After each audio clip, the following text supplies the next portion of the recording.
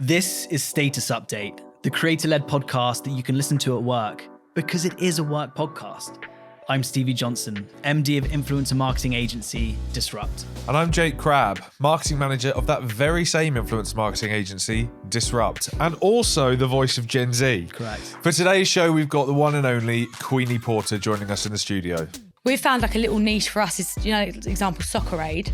So we would partner with Soccer Aid, so the money's going to charity, and then by partnering with Soccer Aid, all those famous ambassador influencers will drink the drink, and then naturally it appears in their content. In today's podcast, we want to answer the question, what are the secrets to being a successful businesswoman in the world of sport? So let's go and get Queenie from the green room and see if we can answer that for you. So starting off with a new segment, Queenie, I've got a list of questions for Jake in my hat. Would you like to pick one? I would and love I'll read to. it out for Jake. Here we go. Hope I picked you something good, Jake. Thank Right. you. Are you going to read it out or shall I read it out? Who reads it out? You read it. I'll read it out. I'm so glad this one came up. Okay, go on. All right, here's a random one. Okay. What do you love most about Norwich? What do I love most about Norwich? Well, certainly not the commute to film this podcast. I really like... I don't know, I like the city itself. I've grown up there. I've always lived there. It's small in comparison to somewhere like London, so I can come and work in London and experience that like big city life, but then I can go home to like my nice little quiet Norwich, live in the city centre. There's not tons of noise, not tons of people. Makes me sound really unsocial. I imagine you're a big fish in a small pond. Well, I don't want to...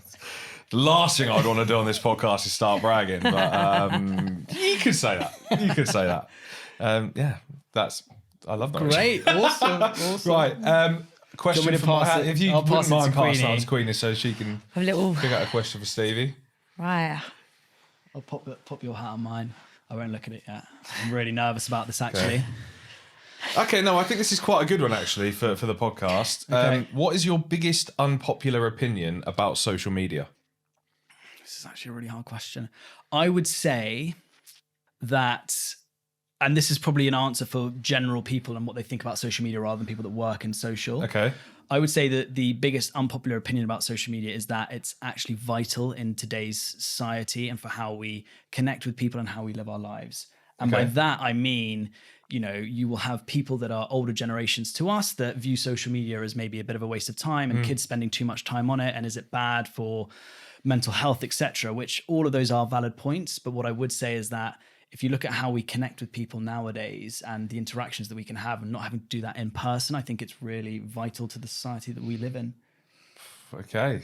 How was that? What's an answer? Was that? That's incredible. It's got me deep. thinking. Yeah, Yeah. that got deep. I thought it was going to be something like just a quick like one word thing, but no, love that, mate. Love that. Unpopular, but it's vital, isn't Yeah, it? oh, Yeah, yeah. it is. That was the Absolutely. trick there was Yeah. finding something that would be unpopular. And I think for a lot of Yeah. people, they like to hate on social media and say Yeah. that it's evil, it's bad, and all those things. That's So- very true. Or say take a social media hiatus or whatever, and actually you need it now to just connect with the world, don't Well, you? exactly. Yeah, you do. Do you know what? I've actually tried a social media hiatus. I tried to do like a week and working in Well, social. hang on, you're a marketing That's quite manager, yeah. difficult. Yeah, I was gonna say. You didn't tell me yourself about the that. clock. This is when I was social media manager. So it was nigh on impossible. But yeah, after like 10 minutes, I was like, nah, it's just not going to happen. Like, I was straight back on social. But Queenie, Yeah. would you like to take a question from my hat or from Stevie's hat to answer? I think Stevie's text. I think you might have asked some more trickier questions, so I feel like I'll be Okay. more challenged. Okay. All right. If I go for Stevie's hat. Okay, so Queenie's going to take one from my hat, which is a question originally designed for Jake, but will be designed. Shall I just pick it out? Jake. Shall I read it? Okay. Yeah. This is going to be for you, but I'm going to take it for you. Yeah. Okay. Right. Okay. So it's not Norwich related. It's nothing to do with Norwich. Okay, good. So I'm not going to be able to answer it. Have you never been? I have, but I can't say it's on the top of my list a lot. Okay. What is your most embarrassing tattoo story? God, actually, this is, and I've got tattoos. Yes. I've had them with. So Yes. it's embarrassing. I don't know if it's embarrassing. It's more just again a bit cringe. So it was on my 18th birthday. I was in Selfridges and I had a bit of money and like that I'd been given for my birthday, and they had like a pop-up tattoo. And as I was in the queue, I was obviously just turned 18. The tattoo asked, like, you need to obviously pick something that means something. You don't need to go home and then like you regret it because you're only 18. Yeah. So I said to them, I'll just pick something that, you know, is in relation to my name or whatever. So they ended up putting a crown on my back. So it's a bit of a tramp stamp, isn't it? So it just looks a bit chavvy. If you don't know my name's Queenie, you think I've got a crown on my back. So it's just a bit embarrassing that I've just got this crown tattoo on my back. And then when people find out my name's also Queenie, it just sounds like I'm doing self-branding. And I've also got my name on my wrist as well. So this, all in all my tattoos are Queenie crown related. And it's just a bit, I don't think it's the best look really, but we move. Well, I can see why. And also I think Queenie's a very cool name. Thank you. Thank you. So it's not Emma or something. No offense to all the Emmas out there. But at least it's not, you know, at least it's got some sort of relation back to it. We'll have to cancel Emma for next week's podcast. I'm just so glad that that question, because I know you've got quite a few tattoos. Yeah, I've just clocked why you've asked that. No, I mean, well. it'll never be asked for you now, so we'll never be asked. Got away with that one. Thank God. Yeah, look, I think we've done a pretty good job at breaking the ice, but one of the things, Queenie, that we ask all of our guests on this podcast when we kind of kick things off is to look back at the first time they might have been using Facebook and recall a status that they now look back on and it makes them cringe a little bit. This follows on quite nicely from the tattoo story, actually. Again, in relation back to my name. And God, I sound really self-obsessed with my name and I'm really not. But I was actually looking back at some Facebook statuses and I used to refer to everything as royally. So if I was royally stressed or royally hungover or everything was royally, like it was an adjective that I just made up because my name was Queenie. Right. And looking back, I had a status, I think it was 14 years ago on Facebook that just said, I'm royally bored today, so I haven't got any royal ideas of what to do this weekend. Oh, it's like, who the hell am I? Yeah. And it's so embarrassing, isn't it? So Tyson got nice to the tattoo story. Sounds like this has been planned. It absolutely hasn't. I think we could bring back royally as an adjective. Yeah, I don't think it gets used enough. Yeah. Shall I bring it back? Yeah, I think you should. Yeah. So bring it back in business. So royal and like kind of anything related to like royal or queen or anything, that was like your whole personality. Is it still?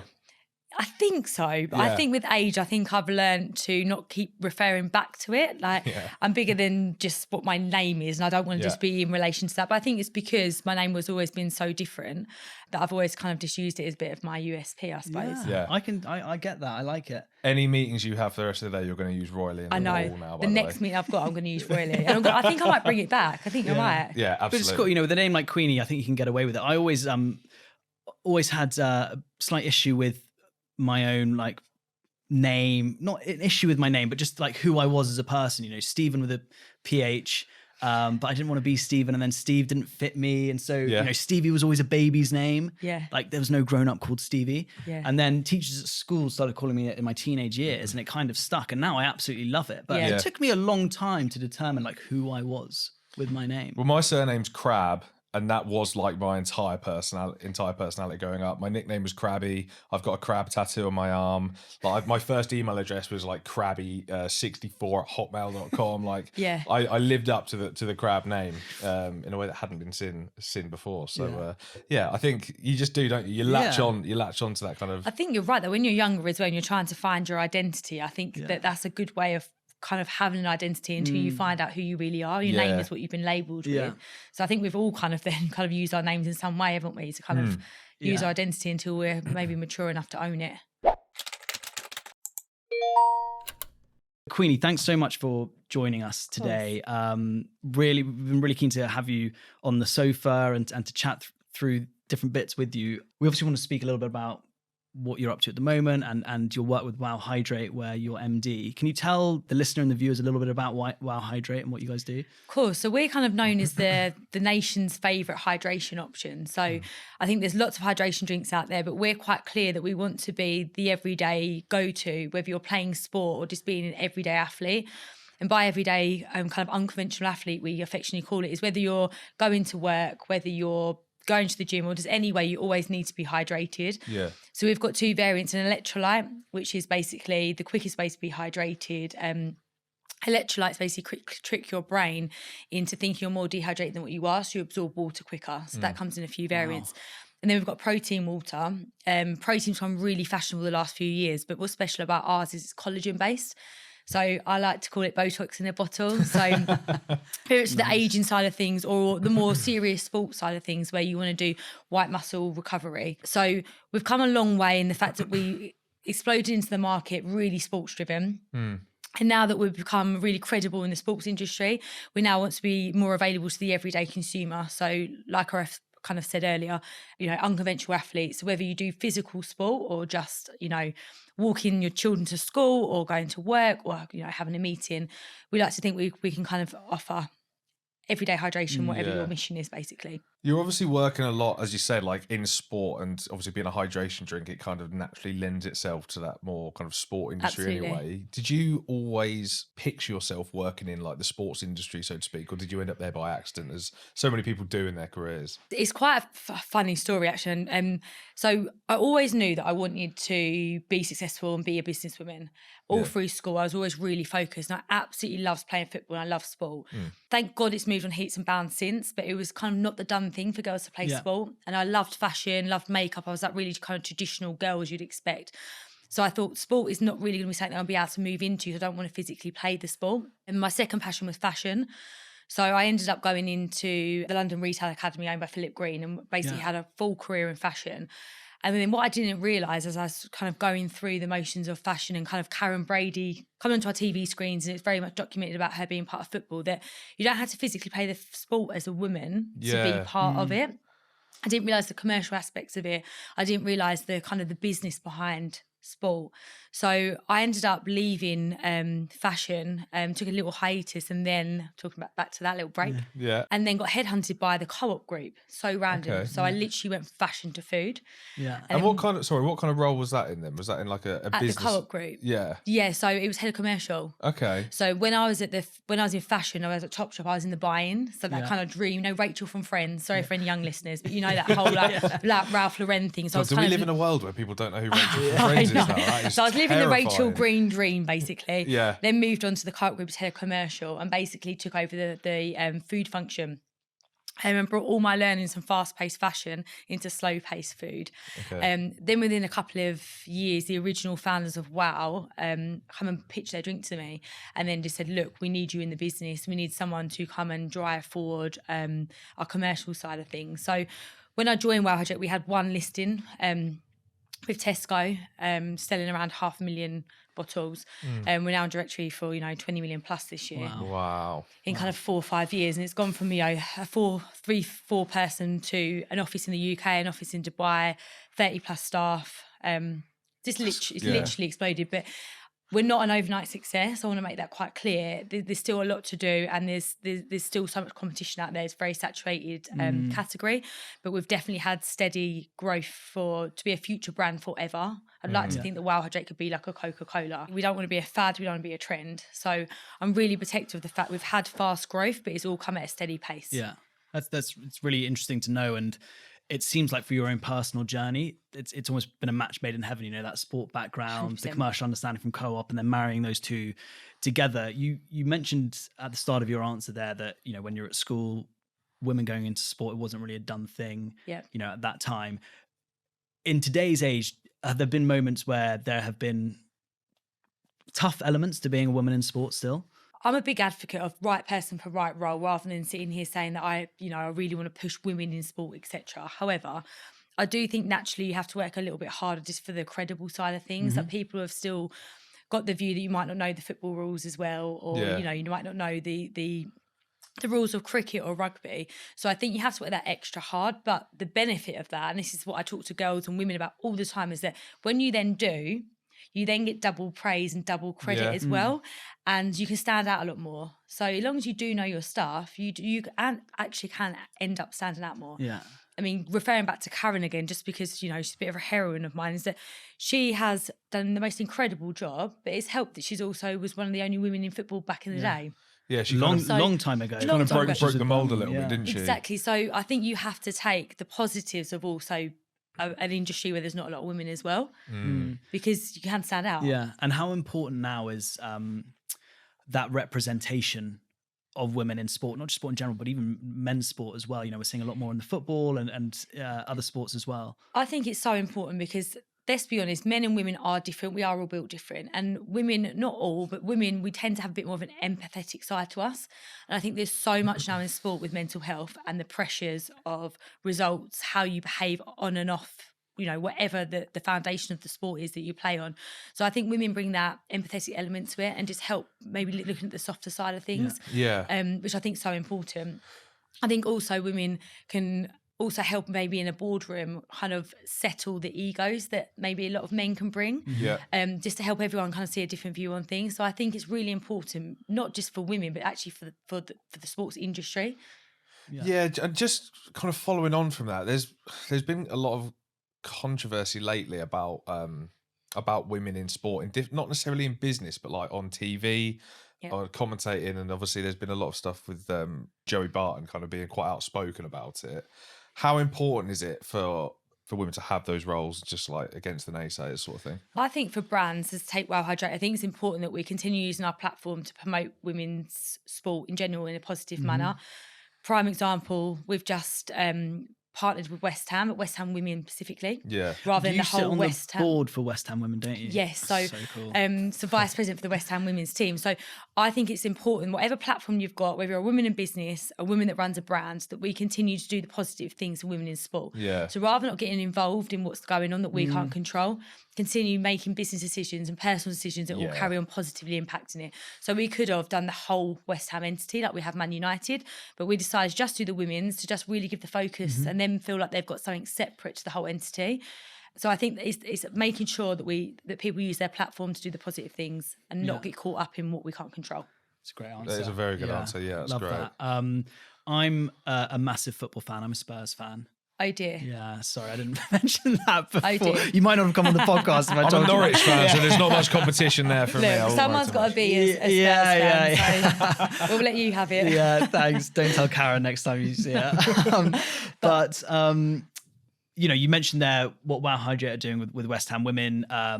You've had that partnership with Manchester United that's ongoing. You've also brought on the likes of Tyson Fury as an ambassador. These are real titans of names and brands within sport. What kind of impact has that had on Wow Hydrate as a business? So it gave us the credibility that we needed in an industry where there's so many drinks out there and there's so many drinks that do a great job. So our initial marketing strategy and kind of focus for a brand was to make sure we had the credibility, both, Tyson Fury or Man United or, a really Tyson in sport was drinking the drink, then the consumer is going to believe that you're credible and it does what it says on the bottle, so to speak. I do believe, though, that the consumer is getting very afraid of that. Yeah. And the bigger the Wow Hydrate gets, people are obviously aware the bigger our marketing budget gets. Yeah. So what I'm extremely conscious of is that we don't lose the credibility by just using our purse strings.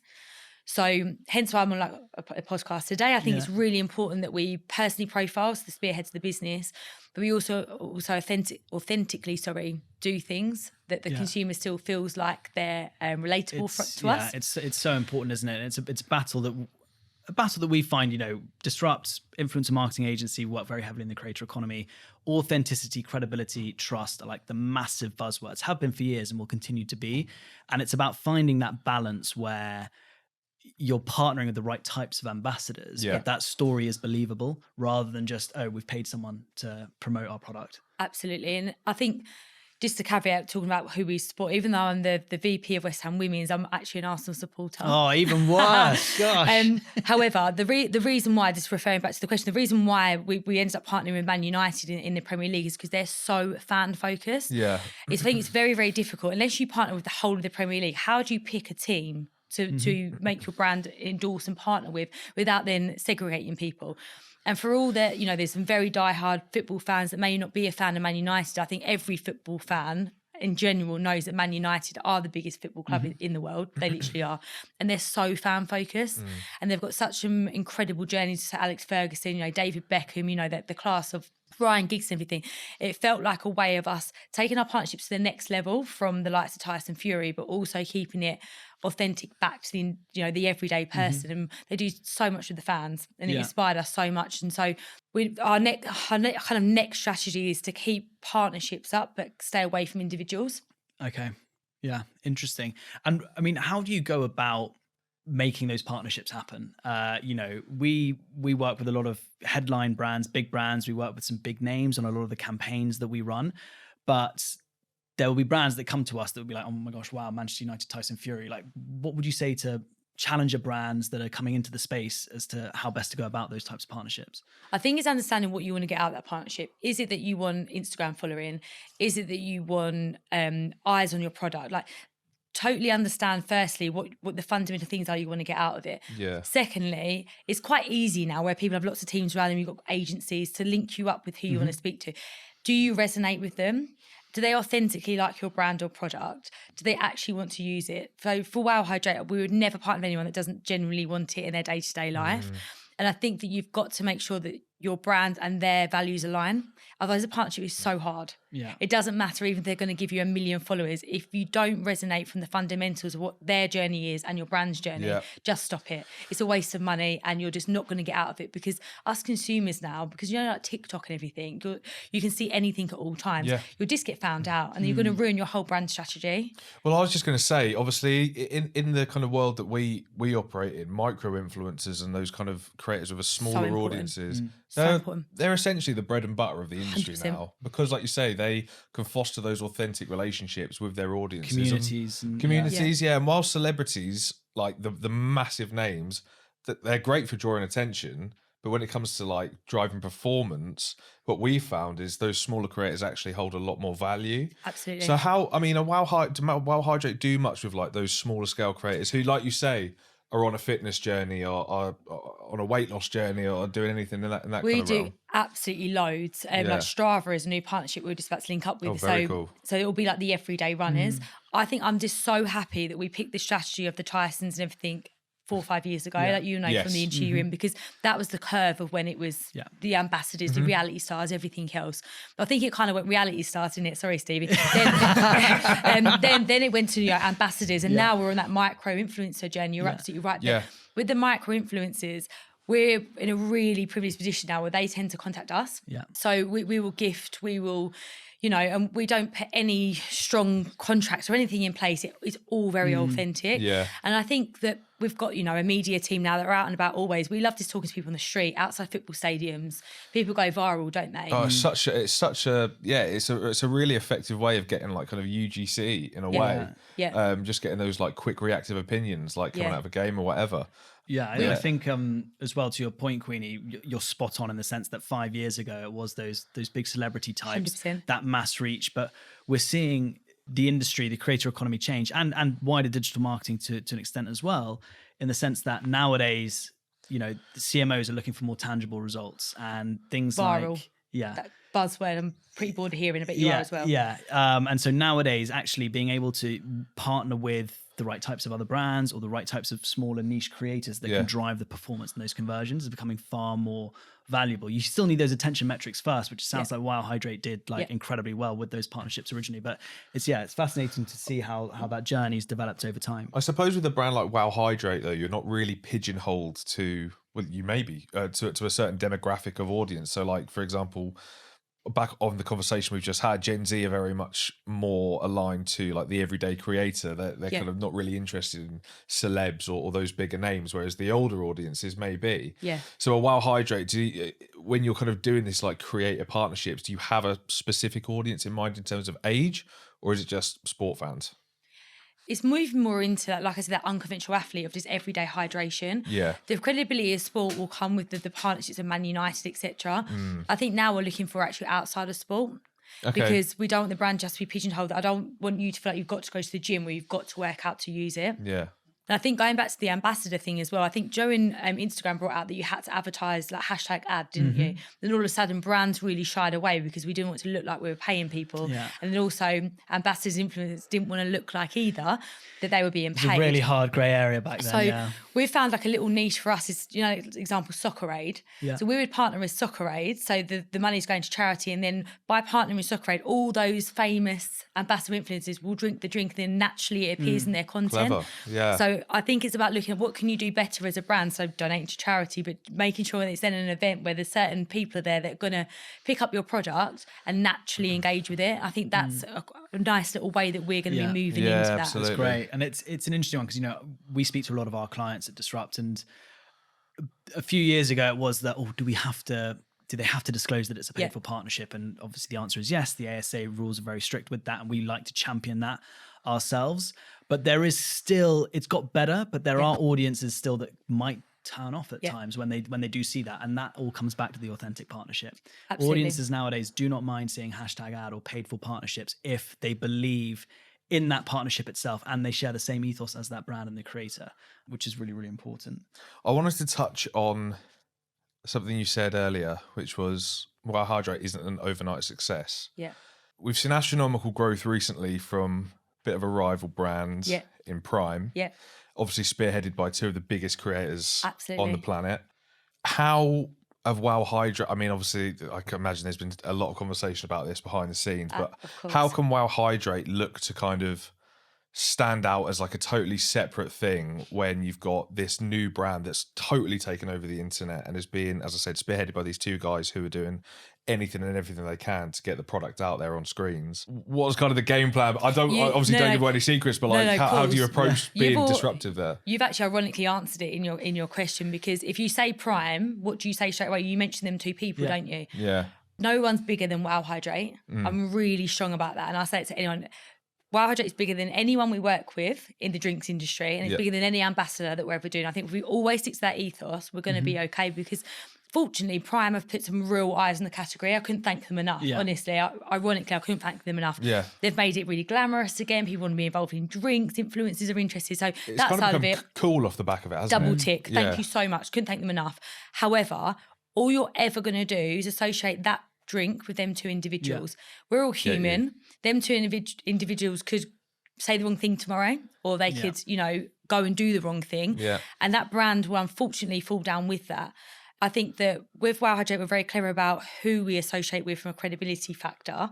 Okay. And I don't want anyone to ever think that's the Tyson drink or that's the West Ham drink. Yeah. I think that Wow Hydrate can, if it stands alone on its own, then we've done a good job. And I think we could have accelerated even quicker than what we have if we would have associated more with other people. Yeah. And I just really want Wow Hydrate to be its own thing. You've summed it up perfectly there. When I think about the two brands, like Wow Hydrate, I don't immediately associate that with a team, or obviously I now associate with you. Of course. But like you say, with Prime, you do immediately think, oh, It's that's just them, KSI's isn't and it? Logan Paul's drink. But I mean, it is a trend as well that's happening now is creators, especially big ones with that mass reach, rather than partnering with brands for a payday or whatever it might be, are trying to create their own products off the back of it. And I guess Prime has seen some success in it, but part of me looks at it and says, there's clearly a lot of science that goes behind what's happening there. And is there that passion there that, the likes of you and other people at Wow Hydrate have, or is it just a case of it being a money-making thing that they know they can just push out at mass scale? Absolutely. And get the results of it? I've actually been sent, we've had it in the office, but I've still got some followers on Instagram. They reached out to me and sent me some of the stuff, and I tried it. I don't think I'm the right audience for it, but this is very sweet, and I think it suits their audience. And if we go into the US, which we'll hopefully do at the end of the year, beginning of next year, we'll certainly tweak the palette because the flavour profile, because it's a sweeter I think mission. You're exactly right. Yeah. And I think that with Prime, I don't know why I'm giving them advice here, but it would be reviewing the palette for each jurisdiction. Sure. And that's, I don't think it's quite translated. It's a really interesting point you make there, because cracking America is something that no matter what industry you're in seems to be a big challenge. And you mentioned about the palette changes and what's required there. Are there other things? What other things are there that you guys need to think about as a business in order to hit that mass market and make a success of it? Americans love UK brands, but UK brands that have literally absolutely smashed everything. And Wow Hydrate's there, but not quite there. So I really want to make sure that the UK is absolutely, we're number one hydration brand, and then the USA will follow. And I think with the US, you have to treat each state like its own mini country. Yeah, I absolutely. won't try and crack the whole country, because that literally is crazy. I think a lot of people try and do that. I think we'd go to California, then maybe to New York, and just really own a couple of states, because you own a couple of states in the US. It's triple what you can do in the UK anyway. Yeah. And would you try and do that through sport teams? Yeah. We'll always stay to our DNA, and we'll, Man United will be a big advocate and a big help with that because of their global fan base. Huge global fan base. I mean, I hate to say soccer, but obviously it's soccer in the US, but you look at the teams doing their end of season tours and all of that, and the fan base was always massive in Asia, but now the US has really picked up. The World Cup's happening there, so it ties in quite nicely, I think. I mean, David Beckham's done an incredible job of what he's done with his team in Miami, and I think he's put the spotlight on football again. Yeah. So I think that will really help Wow Hydrate as well when we go across the pond. Yeah. Just on cracking America, did you ever try to crack America when you left Made in Chelsea? I tried to crack it when I was on Made in Chelsea, actually. We did a series in New York. It was actually my crowning moment when I was on the show. I was the main part for that series. I think I watched that series, It was awesome. And the whole point of us going to New York to film that series was because we were launching that series in America for the first time. Right. Didn't quite work out. Look, we were in 27 other countries, but America didn't work out. We Get were that bit in. Humble Don't brag. edit that bit out. Humble brag. but we were on a channel that went bust, and it was on at a weird time on a Sunday, and it never really worked, which was a bit of a shame. And you'd think actually the American audience would lap up something like that. Yeah. So Yeah. no, I didn't crack America. The likes of Stevie Johnson, Busted band back in the day, they tried to crack America, they couldn't do it. Robbie Williams couldn't. Yeah. But I think Wow Spice Hydrate, Girls, I think they're quite cracked Yeah. over there either. To be fair, you're right up there with Robbie Williams and the Spice Girls, Stevie. Comes to soccer age, he's our start there. I also think the Americans don't quite get the English humour either. Oh, they so when you're definitely marketing as well, and you're even looking at campaigns, you have to be, what we'd find cringe and two in your face They love it, don't they? is the norm, and they Yeah. love it. So I think that's a big part of understanding how you translate as well. Yeah. I do think the Americans also, because of podcasts and everything else like Joe Rogan, they do love seeing a leader behind a brand. So That's very I think true. there's a lot in being the ambassador yourself for your brand. And I think the Americans love that. Yeah. Amazing. Bit of a question for the group. Do you need to be a workaholic to succeed in what you do? I've got an answer for this, I think. Go ahead. I think you've got to absolutely not think of it like work. Okay. And if you think you're working too hard, you think you're a workaholic, then all of a sudden you're just telling your brain you're working too hard and you're doing too much. I think if you see it as I'm just building my future and this is not only my passion, but it's something that I really, really trust in myself, I can take somewhere, I think it changes your mindset. Yeah. And if you love what you do, so cringe, I know. Yeah. Keep using the word cringe. If you love what you do, it doesn't always feel like work. I mean, I think in this day and age, we're so lucky that there's no longer this 9 to 5 chain to your desk. There's so many opportunities out there to do other things. Yeah. You're still benefiting your business or benefiting your career. Yeah, and just jumping on the back of what Queenie said there, I completely agree. I think the term workaholic is the wrong term nowadays. It's all about having the right work ethic and a passion for what you do Absolutely. in order to do it. A last question for you, Queenie, before we wrap things up. Obviously, it's been really fascinating to hear you speak about, your passion in sport and the journey that's taken you. With women's sport now, you look at women's football, the success of the Lionesses and the popularity that's grown off the back of it, and it merging more with sport as a whole, not a separate entity, men's and women's sport. What advice would you give to, the younger generation looking to get into sporting role, whether it be sport itself or the commercial aspect that you do? I think carry on playing sport growing up. I think sport offers a great way to keep focused. It gives you great discipline in life, and it gives you so much great kind of life skills to take through. And I think that, look, maybe most boys and girls dream of being footballers, dream of being famous cricketers, but there's so many other elements of sport that you can get involved in. So, have a look at even down to PR, marketing, like you guys. There's also the commercial element, there's the safeguarding part of it, there's the mental health side of it. There's, even if you love numbers and want to be an accountant, go be an accountant at Man United or West Ham. Like, have a think about what your skill set is and how you can apply that in the other side of sport that's not on the pitch, so to speak. So stay focused, enjoy it, and keep hydrated. Oh, what a way to end. That Queenie, that's amazing. And I, as a big sports fan, it's been so refreshing hearing your take on a lot of that. Thank you so much for joining us today and updating your status with us, and best of luck with everything down the line with Wow Hydrate and cracking America. Thank you so much. And I'll invite you next time when the football team's playing Tottenham and Norwich. Yeah, if you're in our league. could be a while. If you're in our league. Thank you. Thank you. So that's it. A big thanks to you for watching and listening to this podcast. We've got plenty more exciting ones coming your way and a number in our backlog as well for you to go and check out. So make sure you hit follow on your podcast app. Yep. And as the marketing guy at Disrupt, it's my job to say that you should come and say hi if you think our agency could be helpful to you in any way for you or your brand in the future. We'll see you in the next one. Bye. Bye.